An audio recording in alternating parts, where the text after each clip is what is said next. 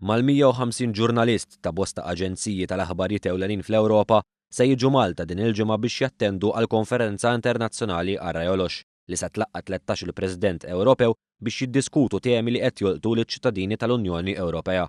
Kien bħal dażmin sena li waqt żjara fil-Bulgarija, il-President ta' Malta Mary Louise Koleiro Preca ħabbret li l-laqgħa kienet se ssir f'Malta. Għal din il-laqgħa se jattendu l-Presidenti tal-Awstrija, il-Bulgarija, il-Kroazja, l-Estonja, il-Ġermanja, il-Greċja, l-Ungerija, l-Italja, il-Polonja, il-Latvja, l-Slovenja, il-Portugal u ovvjament Malta.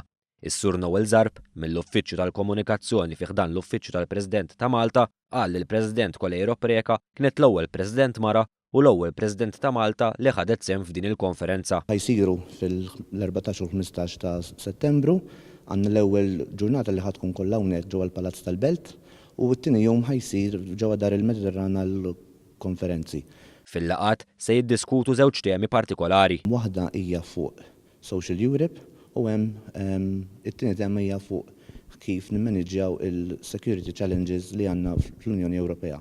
Dawn iż-żewġ sezzjonijiet ħajkunu l-ewwel waħda tkun immoderata minn Professur Karl Borg u t-tieni waħda tkun moderata minn Professur Stephen Kalleja.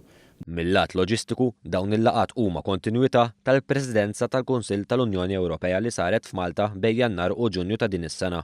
Intant, tana iktar dettalji dwar l-organizzazzjoni ta' dan l-avveniment. Nużaw ukoll il-plenarja, ċertu kmamar li kienu uffiċini tal-Presidenza u anka ċertu nies li kienu involuti mill-lat loġistiku jew mill-lat organizzattiv qegħdin nużaw l-expertise tagħhom ukoll sabiex niżguraw illi kollox jimxi bl-aktar mod smooth possibbli. Is-Sur Zarb qal li din il-konferenza se tkun qed tixbet lejn pajjiżna mal-150 ġurnalist u rappreżentanti minn midja ewlenin fl-Ewropa.